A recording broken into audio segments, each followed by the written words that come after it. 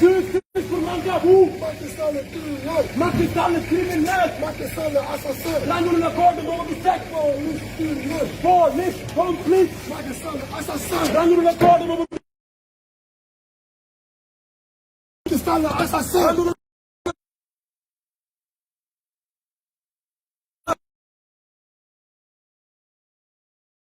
Macky Sall assassin.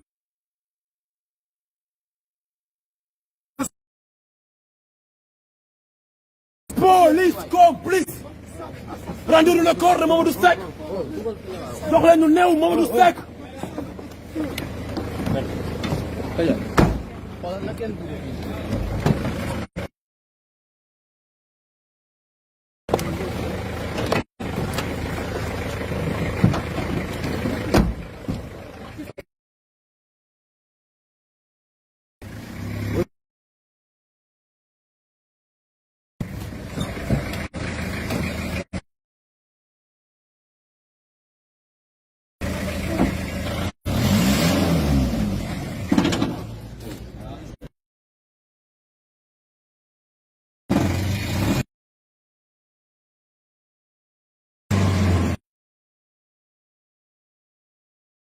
ko Karim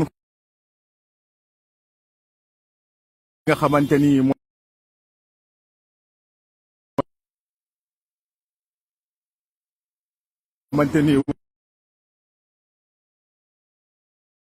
wax ci yan condition la génne foofu ci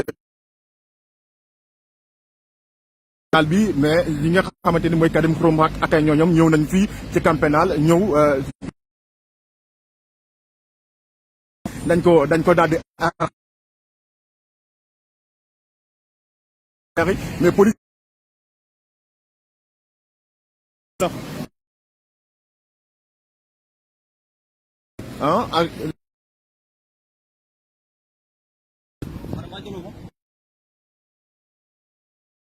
mooy camp pénal arrêté nañu Karim Xrum Xax yéen a ngi gis noonu fële ca buntu centre médical bi Karim Xrum Xax arrêté moom ak ay ñooñu ñu ngi nii oto bi taxaw na pour le moment Karim Xrum Xax arrêté nañ ko fii nga xamante ni mooy direction de l'administration pénitentiaire Karim Xrum Xax a été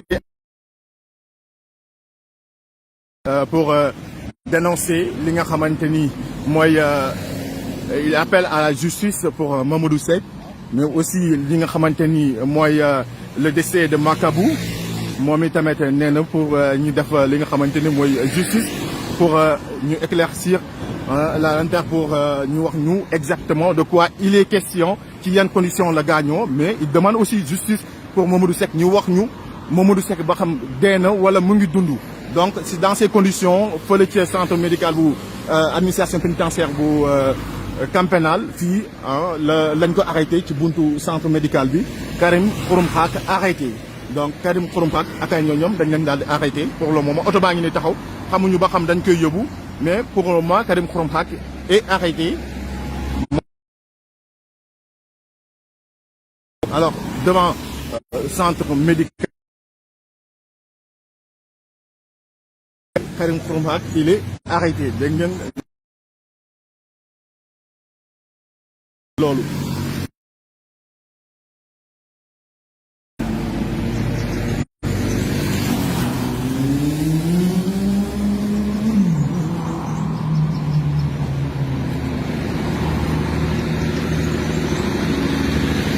Donc pour rappel juste après le décès de Makabou avant loolu sax la ñu annoncé li nga xamante ni mooy l'évasion de Mamadou Seck ca pavillon spécial gannaaw bi mu amee ay feebar bi nga xamante ne da ko doon jamat donc vous voyez Karim Xrum Xax ñu ngi koy yóbbu moom ak ay ñooñom donc pour rappel je vous disais tantôt que gannaaw l'évasion de Mamadou Seck fële ca pavillon spécial bu hôpital bu Dantec dañu administration pénitentiaire dafa woote fii conférence de presse pour xamal ñu c'est dans quelles conditions le rëcc est-ce que exactement dafa dee comme ni ñu koy déggee ci ay information parce que ñu bëri ñu ñuy xamal ni ki dafa gaañu wala boog ñoom dafa feebar mais dafa évadé wu donc c'est l'information bi nga xamante ne moom la ñuy joxe foo la administration pénitentiaire avec ki nga xamante ni mooy seen directeur donc mooy information bi ñu joxe mais information boobu dafa mel ni jël oto juste bi nga xamante ni dee na ñoom dañoo jàpp ne dañ leen torturer ci prison yi mais ki nga xamante ni aussi mooy Mamadou Seck Karim Xrum Xax dafa jàpp ni dafa dee nanguñu ko wax nit ñi ba tax na tey li nga xamante ne moo doonoon point de presse su administration pénitentiaire lu ñu wax du dëgg wala teguñu ko ci yoon wala bokk teguñu ko ci li nga xamante ni mooy ñoom lu ñu mën a dégg ndax ñoom dañoo jàpp ni Mamadou Seck ci boppam dafa génn àdduna mooy li nga xamante ni moom la doon laajte fii te centre médical bu camp pénal ñu daal di ko arrêté Karim Xrum Xax il a été arrêté tout à l'heure nañ ko yéen a ngi gis alors c'était l'information phare bi nga xamante ni moom lañ leen bëggoon jox